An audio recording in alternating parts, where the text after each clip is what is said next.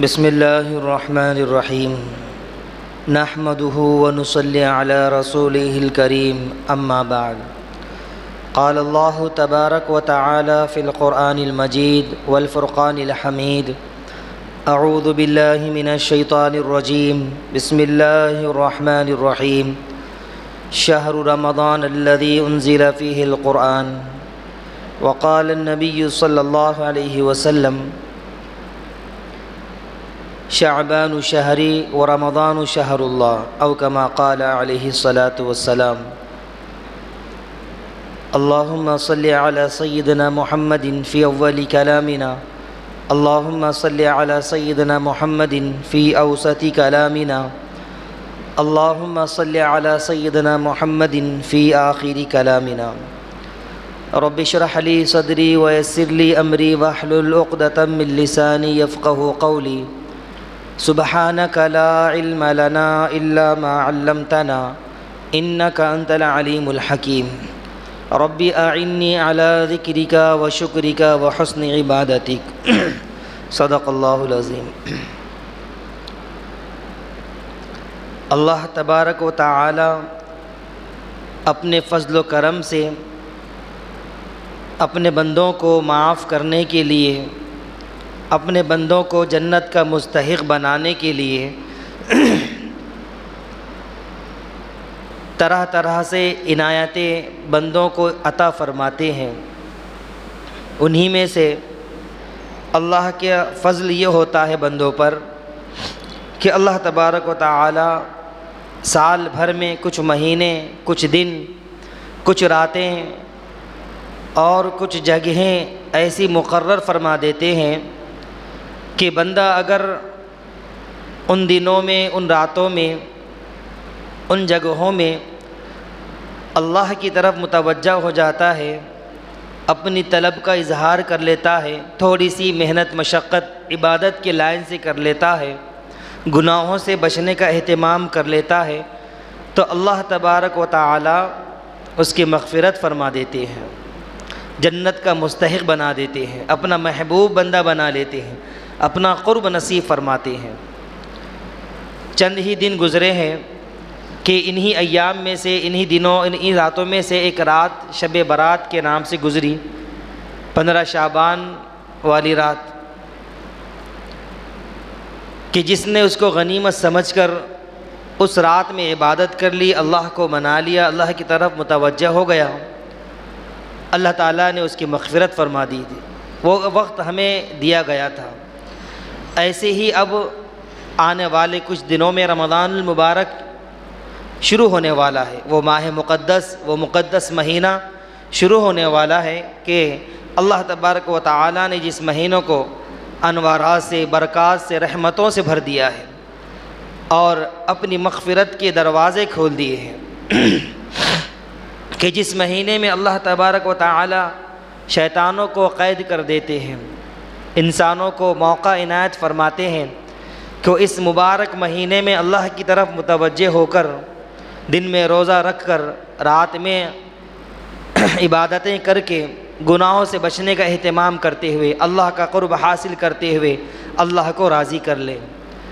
مغفرت حاصل کر لیں، جنت کے مستحق بن جائیں۔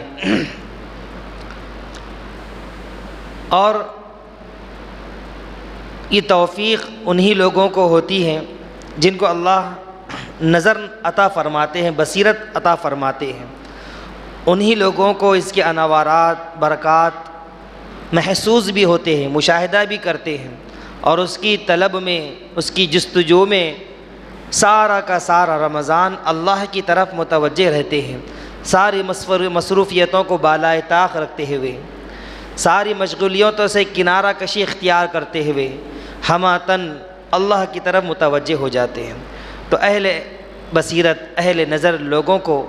یہ ساری چیزوں کا مشاہدہ بھی ہوتا ہے، اس کی جستجو بھی ہوتی ہے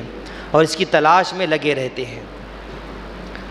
انہیں پتہ ہوتا ہے کہ اس مہینے میں اللہ کی طرف سے انوارات، برکات کا نزول ہوگا، مغفرت کا نزول ہوگا، اللہ تعالیٰ بہت سارے لوگوں کی مغفرت فرمائیں گے۔ اسی لیے وہ منتظر رہتے ہیں رمضان المبارک کے کہ کب وہ مہینہ آئے، کب ہمیں وہ مہینہ نصیب ہو اور ہم کب اپنی مغفرت کرا لیں، اللہ کا قرب حاصل کر لیں۔ ایسا انتظار ہوتا ہے جیسے کسی کو اپنے کسی قریبی دوست کا انتظار ہوتا ہے کہ جو کئی مدت سے بچھڑا ہوا ہو۔ جس طرح اس دوست کو انتظار ہوتا ہے، ایسا ہی اہل بصیرت، اہل نظر حضرات کو رمضان المبارک کا انتظار اور جستجو ہوتی ہے۔ اللہ تعالی ہم سب کو وہ انتظار نصیب فرمائے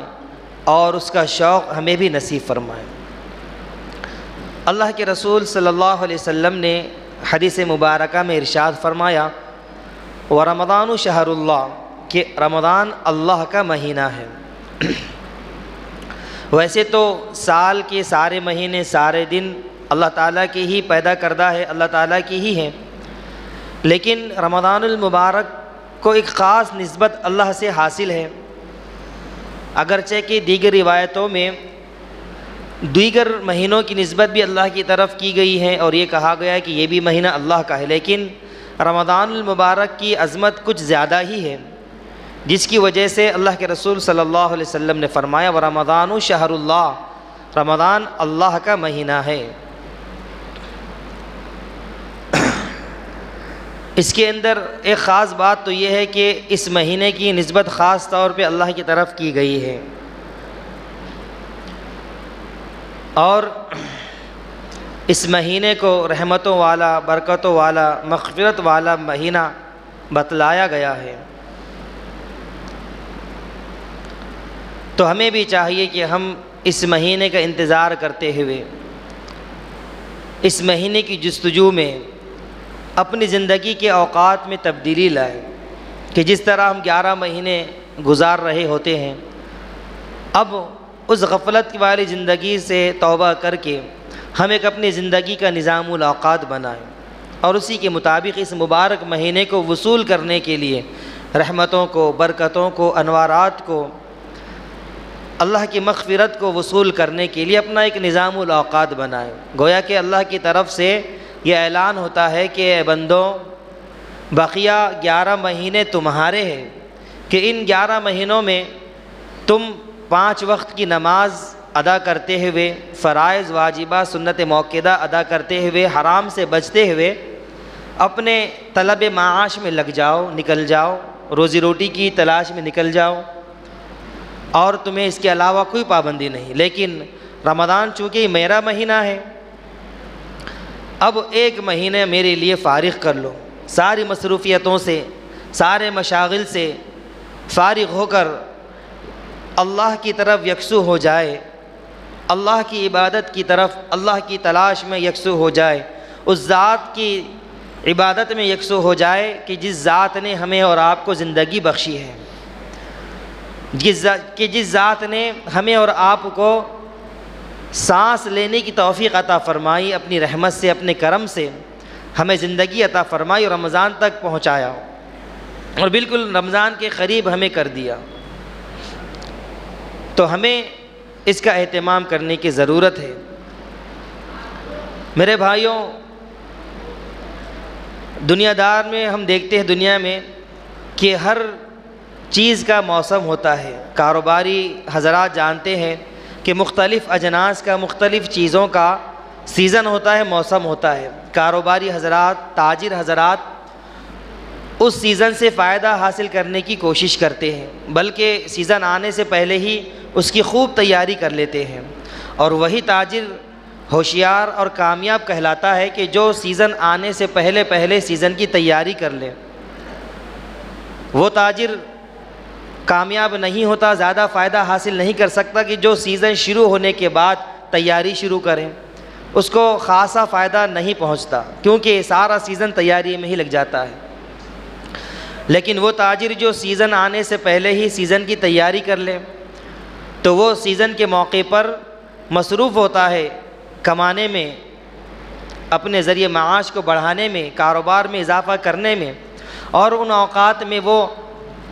اپنے گھر کے پروگرام بھی منعقد نہیں کرتا، گھر کے شادی بیاہ بھی منعقد نہیں کرتا، اور نہ ہی کسی دوسرے کے پروگراموں میں جانے کی زحمت گوارا کرتا ہے، بلکہ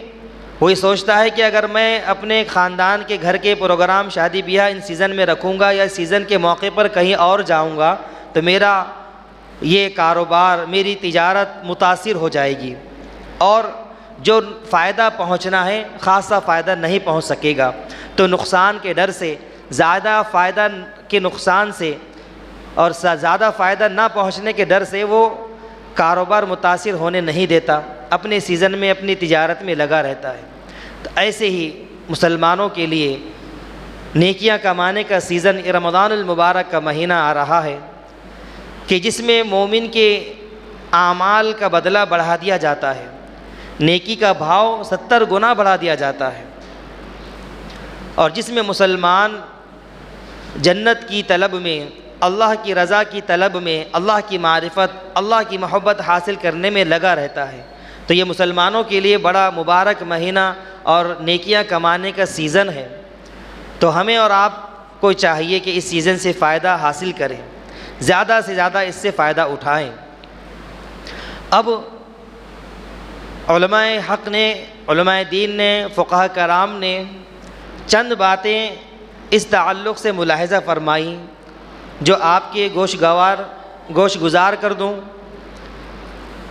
کہ اس سیزن سے مسلمان کس طرح فائدہ اٹھائے، رمضان المبارک سے کس طرح زیادہ سے زیادہ اعمال کر کے اللہ کا قرب حاصل کریں، اللہ کی مغفرت حاصل کریں، رمضان المبارک کے انوارات برکات کو کس طرح حاصل کریں۔ تو علماء کرام نے چند ایک کام کرنے کا کہا ہے، بہت سارے کام گنوائے ہیں، آج انشاءاللہ چند ایک کام گنوا کر یہ امید کی جا سکتی ہے کہ اللہ تعالی ہمیں اور آپ کو اس کہی سنی بات پر یقیناً عمل کرنے کی توفیق عطا فرمائے گا، اور ہم بھی اپنے طور پر یہ نیت کر لیں کہ جو بات سنی جائے گی، کہی جائیں گی، یقیناً ہم اس پر 100% عمل کریں گے، کیونکہ انما الاعمال بالنیات، اعمال کا دار و مدار نیتوں پر ہے۔ اگر ہماری نیت اعمال کرنے کی ہوگی تو اللہ تعالیٰ کی طرف سے توفیق بھی ہوگی، اور اگر ہماری نیت صرف بیان سن کر چلا جانا ہوگا، جمعہ گزاری کرنی ہوگی، ایک فرض ادا کرنا ہوگا، تو اس سے کچھ خاصا فائدہ نہیں ہو سکتا۔ تو ہمیں بھی چاہیے کہ ہم اپنی نیتوں کی اصلاح کر لیں، اس نیت سے بیٹھے جم کر کہ جو بات قرآن و حدیث کی روشنی میں کہی جائے گی ہم اس پر ضرور عمل کریں گے، اور اللہ سے توفیق کی دعا بھی کریں گے۔ تو سب سے پہلے عمل علماء کرام نے یہ بتلایا ہے استقبال رمضان کے متعلق اور رمضان کی تیاری سے متعلق، کہ جس طرح تاجر اپنے سیزن آنے سے پہلے تیاریاں کر لیتا ہے، تو ایک مسلمان کو بھی چاہیے کہ رمضان جو مسلمان کے لیے نیکیوں کا، اعمال کے بڑھانے کا، اللہ کے قرب حاصل کرنے کا سیزن ہے، مغفرت حاصل کرنے کا سیزن ہے، اس کو کس طرح گزارے، اس کی تیاری کس طرح کرے۔ تو سب سے پہلے اس کی تیاری کے تعلق سے فرمایا گیا کہ جب رجب کا چاند دیکھا جائے تو دعا پڑھنے کا اہتمام کرے، جو دعا اللہ کے رسول صلی اللہ علیہ وسلم نے پڑھی تھی۔ حدیث مبارکہ میں آتا ہے کہ جب رجب کا چاند اللہ کے رسول صلی اللہ علیہ وسلم دیکھ لیتے تو دعا کرتے، اللہم بارک لنا فی رجب و شعبان وبلغنا رمضان، اے اللہ رجب اور شعبان میں ہمیں برکتیں عطا فرمائیے اور رمضان تک ہمیں پہنچا دیجیے۔ اور یہ دعا رمضان کے ابتدا تک یہ دعا پڑھتی رہنی ہے، اس کا اہتمام کرنا ہے۔ اور اللہ کے رسول صلی اللہ علیہ وسلم کا ایک اور معمول تھا کہ جب رمضان بالکل قریب آ جاتے اس وقت اللہ کے رسول صلی اللہ علیہ وسلم اپنے صحابہ کرام کو ایک دعا سکھلاتے۔ وہ کون سی دعا سکھلاتے؟ اللہم سلمنی لرمضان وسلم رمضان لی وسلمہ لی متقبلا، کہ اے اللہ مجھے رمضان کے لیے سلامت رکھیے اور پورا رمضان مجھ کو عطا کر دیجئے، اور اس رمضان کو میرے لیے قبول فرما لیجئے۔ اس دعا کو اللہ کے رسول صلی اللہ علیہ وسلم تمام صحابہ کو اس طرح سکھاتے جیسے قرآن کی آیت کو سکھائی جاتی ہے، اس طرح اس دعا کو سکھاتے۔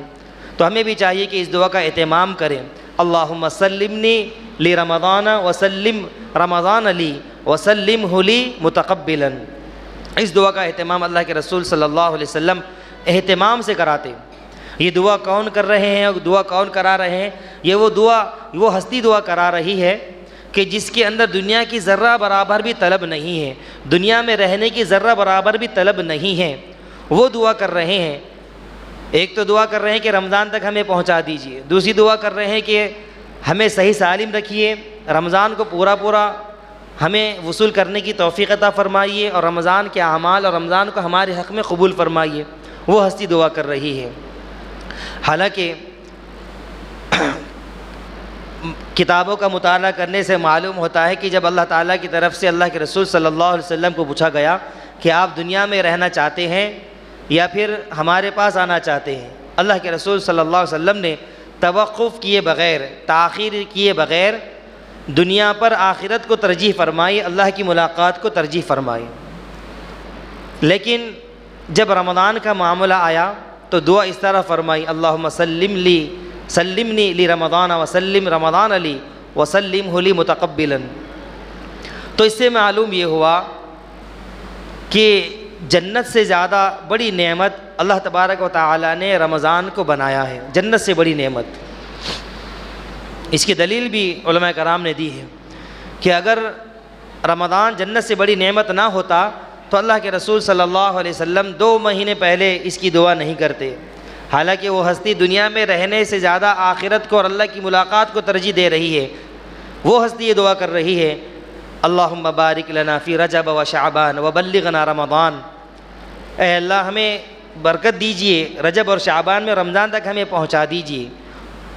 اور یہ دعا جو میں نے آپ کے سامنے ذکر کی، اللہم سلمنی لی رمضان الی آخر الدعا،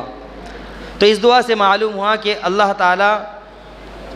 بندوں کو جو نعمت عطا فرمائی، جنت سے بڑی نعمت رمضان کی عطا فرمائی ہے۔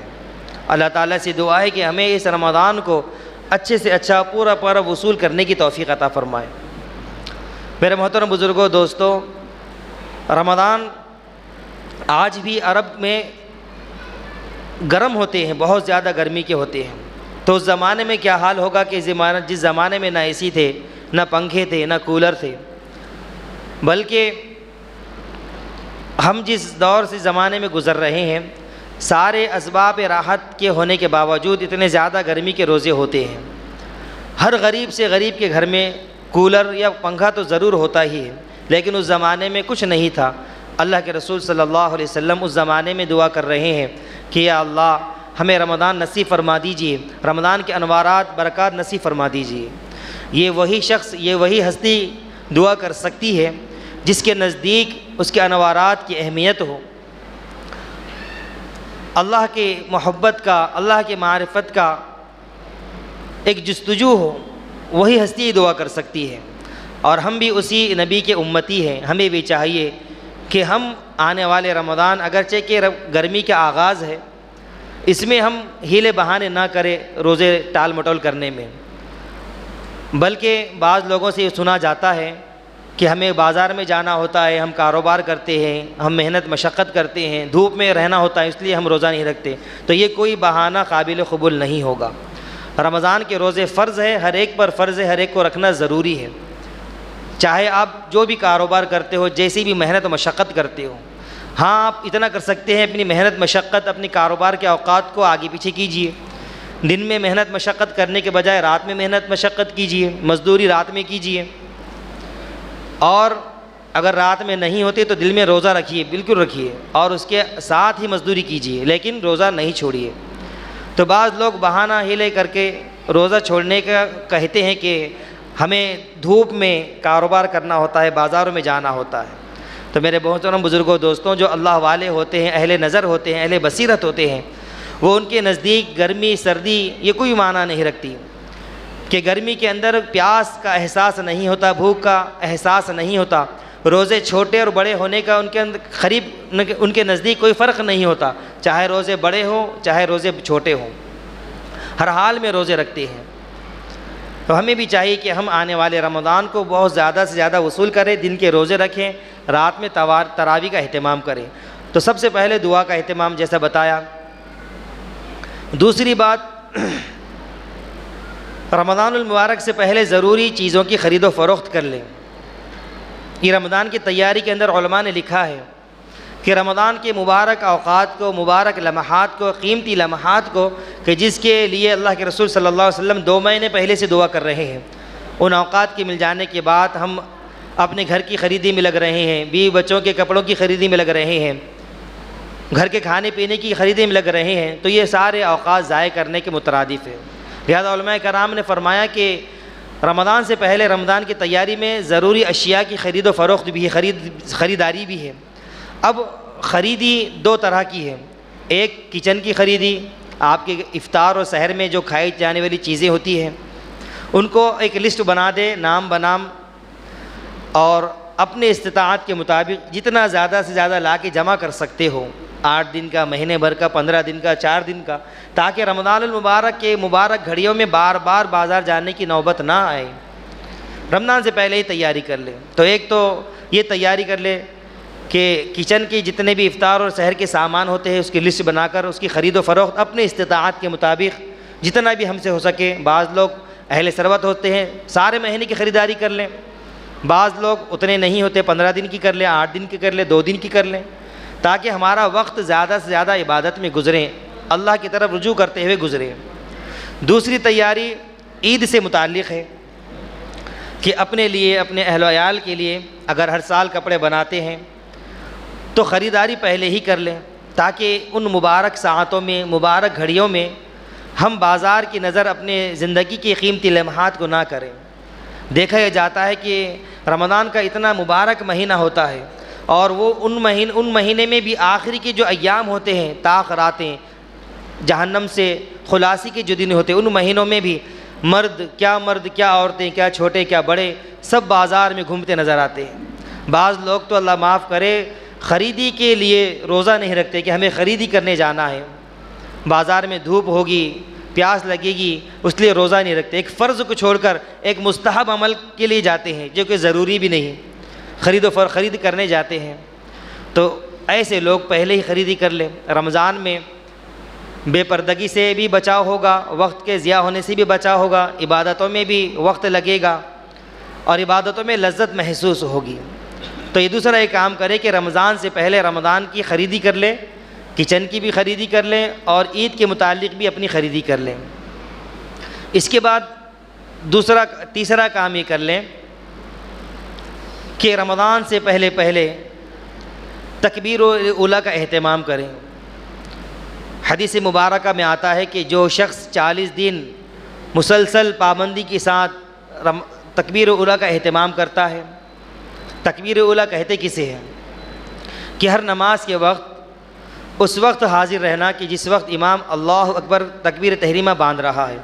اور بعض حضرات یہ سمجھتے ہیں کہ تکبیر تحریمہ صرف جماعت میں شامل ہو جانے کو کہتے ہیں، نہیں میرے بھائی، علماء کرام نے لکھا ہے کہ تکبیر تحریمہ میں شامل ہونے کا مطلب یہ ہے کہ امام صاحب جب تکبیر تحریمہ اللہ اکبر کہتے ہیں، جب امام صاحب اکبر پہ پہنچتے تو آپ کا اللہ شروع ہو جانا چاہیے۔ اسی طرح نماز میں امام کی جو تابعداری کی جاتی ہے، ہر معاملے میں رکوع میں جاتے ہوئے اللہ اکبر جب کہتے، جب امام کا اکبر ہوتا ہے تو آپ کا اللہ شروع ہو جانا چاہیے۔ ہوتا یہ ہے کہ امام صاحب اللہ اکبر کہہ لیتے ہیں، اس کے بعد لوگ جاتے ہیں، امام صاحب رکوع سجدے سے اٹھ جاتے ہیں تو سکون سے بعد میں اٹھتے ہیں کہ ہم نہیں 7 مرتبہ ہی پڑھیں گے۔ میرے بھائیو، امام صاحب جتنی بار پڑھ لیں اتنی مرتبہ پڑھ کے توقف کر لیں، ساتھ میں اٹھ جائیں۔ دیکھنے میں آتا ہے کہ امام صاحب سجدے سے اٹھتے ہیں، اس کے بہت دیر کے بعد مقتدی پیچھے سے اٹھتے ہیں، امام صاحب سجدے میں جاتے ہیں تو بہت دیر کے بعد جاتے ہیں۔ یہ اقتداء برابر نہیں ہوتی۔ اقتداء برابر تبھی ہوگی کہ سجدے میں جاتے ہوئے، سجدے سے اٹھتے ہوئے، رکوع میں جاتے ہوئے جب اللہ اکبر امام صاحب کہیں، اس وقت امام کا جب اکبر ہوگا تو آپ کا اللہ شروع ہو جانا چاہیے۔ اسی طرح سلام پھیرتے ہوئے السلام علیکم جب امام صاحب کہے، ورحمۃ اللہ پر جب پہنچے تو آپ کا السلام علیکم شروع ہو جانا چاہیے۔ یہ آپ کی امام کی اقتداء صحیح کہلائے گی۔ الخیر، تو جو شخص 40 دن تک تکبیر اولیٰ کا اہتمام کرتا ہے، اللہ کے رسول صلی اللہ علیہ وسلم نے فرمایا کہ اس کو 2 طرح کے پروانے ملتے ہیں، ایک نفاق سے بری ہونے کا اور دوسرا جہنم سے بری ہونے کا۔ تو میرے بھائیو، یہ موقع بڑا اچھا ہے کہ جس میں شیطان بھی قید ہو جاتا ہے اور آسانی سے ہم عبادت کر سکتے ہیں۔ پورا مہینہ رمضان کا، اس سے پہلے 8 دن یہ اور کچھ دن بعد میں ملا لیں، تو اس کی برکت سے ہوگا یہ کہ اللہ تعالیٰ سال بھر نمازوں کا اہتمام کرنے کی توفیق عطا فرما دیں گے۔ تو تیسرا کام یہ کر لیں کہ تکبیر اولیٰ کا اہتمام۔ اسی طرح عبادتوں میں اور اللہ کے راستے میں خرچ کرنے کے تعلق سے اپنے ہاتھ کو کشادہ کر لیں، زیادہ سے زیادہ اپنے اہل و عیال پر، دین کے کاموں میں، مدارس کی لائن سے جو لوگ آتے ہیں ان کو تعاون زیادہ سے زیادہ کریں، غریب و محتاجوں کا تعاون زیادہ کریں۔ بلکہ رمضان کے شروع میں ہی ہم اپنے محلے میں دیکھ لیں کہ جو سفید پوشاک ہوتے ہیں، جن کو کہا جاتا ہے سفید پوشاک لوگ، ایسے لوگ جو کسی سے مطالبہ نہیں کرتے، کسی کے سامنے دست سوال دراز نہیں کرتے، کسی سے مانگتے نہیں، لیکن وہ ضرورت مند ہوتے ہیں۔ وہ لوگ نہیں جو پروفیشنل طور پر باضابطہ طور پر مانگنے والے ہیں تو روز کے 2-3 ہزار روپے کما لیتے ہیں، ان کو دینے پر بالکل ثواب نہیں ہے۔ بلکہ ایسے لوگ ہم اپنے محلے میں، اپنے خاندان میں، اپنے آس پڑوس میں تلاش کریں کہ جو واقعی میں مستحق ہیں اور لوگوں کے سامنے ہاتھ نہیں پھیلاتے، کسی سے مانگتے نہیں، ہم ان کے پورے مہینے کا راشن کا انتظام کر لیں، ان کی افطار کا سحر کا انتظام کر لیں، ان کی عید کا انتظام کر لیں، ان کے گھر میں بال بچے ہو گئے ان کی عید کا ساری چیزوں کا انتظام کر لیں ابھی سے، اور ایک شیڈول بنا کے خفیہ طور پر ان کو اپنی استطاعت کے بقدر رقم پہنچا دیں۔ یہ جو باضابطہ لوگ مانگنے والے ہوتے ہیں ان کو دینے پر بالکل ثواب نہیں ہوگا آپ کو، کیونکہ یہ لوگ روز کے 5,000 کوئی 3,000 اور سیزن ان کا ہوتا ہے ایسے موقعوں پر بہت زیادہ کماتے ہیں۔ تو ہم ان مواقعوں میں مدارس کے جو سفراء آتے ہیں ان کا بھی تعاون کریں، غریب غربا کا بھی تعاون کریں، اپنے رشتہ دار میں جو سب سے زیادہ مستحق لوگ ہیں ان کا تعاون کریں۔ اور علماء کرام نے رمضان کی تیاری کے متعلق یہ فرمایا کہ اگر کسی سے قطع تعلقی ہے، کسی سے ناراضگی ہے تو ہم صلح کر لیں، رشتہ داری کو جوڑ لیں، تعلقات کو استوار کر لیں۔ بھائی بھائی میں نہیں بنتی، بھائی بہن میں نہیں بنتی، ماں باپ کی اولاد سے نہیں بنتی، اولاد کی والدین سے نہیں بنتی، ایک پڑوسی کے دوسرے پڑوسی سے نہیں بنتی، تو رمضان سے پہلے دلوں کو صاف کر لے، ایک دوسرے کو معافی مانگ لے۔ اللہ کو معافی مانگنے والا بندہ بہت پسند ہے میرے بھائیوں، پہل کرنے والا بندہ بہت پسند ہے، لہذا اگر کسی سے آپ کی ناراضگی ہے تو اس کا آپس میں صلح کرا لے، کیونکہ حدیث مبارکہ میں آتا ہے کہ ہر پیر جمعرات کو جنت کے دروازے کھولے جاتے ہیں اور اللہ تبارک و تعالی ہر اس شخص کی مغفرت فرماتا ہے جو شرک سے پاک ہوتا ہے، سوائے ان دونوں کے شخص کے جو آپس میں جھگڑا کر کے بیٹھے ہیں، آپس میں ایک دوسرے سے ناراض ہیں، آپس میں قطع تعلقی کر بیٹھے ہیں، ان لوگوں کے علاوہ اللہ تعالیٰ سب کی مغفرت فرما دیتا ہے۔ تو اتنا مبارک مہینہ آ رہا ہے جن میں ہم دن میں روزے رکھیں گے، رات میں تراویح پڑھیں گے، 5 وقت نماز کا اہتمام کریں گے، گناہوں سے بچنے کا اہتمام کریں گے، تو اس مبارک ساعتوں میں ان مبارک اعمال کرنے کے بعد کیا کوئی یہ بات پسند کرتا ہے کہ ہماری مغفرت روک دی جائے؟ اللہ تعالیٰ فرماتے ہیں کہ ایسے لوگوں کی مغفرت روک دی جاتی ہے جب تک کہ وہ آپس میں صلح نہ کر لیں، جب تک کہ وہ اپنے معاملہ درست نہ کر لیں، ان کی مغفرت روک لی جاتی ہے۔ تو کیا ہم اس بات کو پسند کرتے ہیں کہ ہم اتنی محنت کرنے کے بعد ہماری مغفرت نہ ہو، جہنم سے چھٹکارا نہ ہو، ہماری مغفرت کو روک دیا جائے؟ تو میرے محترم بزرگوں دوستوں، اپنے تعلقات کو استوار کر لیں، جس سے ناراضگی ہے، جس سے قطع تعلقی ہے، تعلقات کو جوڑ لیں، رشتہ داری کو بنا لیں، آپس میں صلح کر لیں، جھگڑوں کو ختم کر لیں، تو یہ ہمارے لیے اور اپنی آخرت کے لیے بہتر ہوگا۔ اور ایک عام علماء کرام نے یہ بتایا ہے کہ ان دنوں میں گناہوں کے کام سے بالکل اجتناب کریں، پرہیز کریں، خرافات کو اپنے گھر سے نکالیں۔ ہمارے گھر میں اگر کسی جاندار کی تصویر لگی ہو، کسی بابا کی تصویر لگی ہو، جانور کی، کسی ایکٹر کی، کسی رہبر رہنما کی تصویر لگی ہو، اس کو گھر سے نکال دیں، نکال کر پھینک دیں۔ یا شوقیہ طور پر ہم نے کتا پالا ہوا ہے، اس کو بھی نکال دیں، کیونکہ حدیث مبارکہ میں آتا ہے جس گھر میں کتا ہوتا ہے یا جاندار کی تصویر ہوتی ہے اس گھر میں رحمت کے فرشتے نہیں آتے۔ اور یہ مہینہ اللہ کی طرف سے رحمتوں کے بارش کا مہینہ ہے، برکتوں کی عنایتوں کا مہینہ ہے، انوارات کے برسنے کا مہینہ ہے۔ اگر ہمارے گھروں میں بھی تصاویر ہوں گی، ہمارے گھروں میں شوقیہ طور پر کتے پالے جائیں گے، تو ان گھروں میں رحمت کے فرشتے نہیں داخل ہو سکتے۔ تو ان چیزوں کو اپنے گھر سے نکالیں، ان چیزوں کو اپنے گھر سے نکال کر پھینک دیں، کسی جاندار کی تصویر گھر میں نہ رکھیں۔ اسی طرح موبائل کا، انٹرنیٹ کا، فیس بک کا، انسٹاگرام کا استعمال بالکل نہ کریں۔ بیجا میں نہیں کہہ رہا ہوں، بلکہ بجا استعمال ہوتا ہی نہیں، ان کا بیجا ہی استعمال کیا جاتا ہے۔ تو ان چیزوں کا، سوشل میڈیا کا اور واٹس ایپ کا کم سے کم ضرورت کے تحت استعمال کریں، زیادہ سے زیادہ وقت عبادتوں میں لگائیں، کیونکہ یہ قیمتی لمحہ زندگی میں دوبارہ ہمیں ملے یا نہیں ملے اس کی گارنٹی نہیں ہے۔ میرے بھائیوں، رمضان جس کو نصیب ہو جائے وہ خوش نصیب بندہ ہوتا ہے۔ تو ہمیں بھی چاہیے کہ ہم اس مبارک اوقات میں وقت کو ضائع کیے بغیر عبادتوں میں زیادہ سے زیادہ وقت لگائیں، قرآن کی تلاوت کریں، ذکر و اذکار کریں۔ اگر ہم سے نیک اعمال نہیں ہوتے تو گناہ بھی ہم سے نہ ہونے چاہیے۔ موبائل کا استعمال بالکل نہ کریں، بس وقت ضرورت اگر کتاب کا مطالعہ کرنا ہے، اس کا کیجیے۔ گھر میں اگر آپ کے LED لگی ہوئی ہے، ٹی وی لگی ہوئی ہے تو گھر سے نکال لیں، یہ رمضان کی تیاریاں ہیں۔ اور رمضان میں بہت سارے لوگ تیاری کے طور پر کپڑے، بستر، ساری چیزیں دھو کر استعمال کرتے ہیں، اہتمام کرتے ہیں، کرنا بھی چاہیے۔ تو رمضان سے پہلے ساری چیزوں سے فارغ ہو جائیں، گھر سے LED ٹی وی وغیرہ نکال لیں، موبائل کا، انسٹاگرام کا، فیس بک کا اور شارٹ کلپ کا، یہ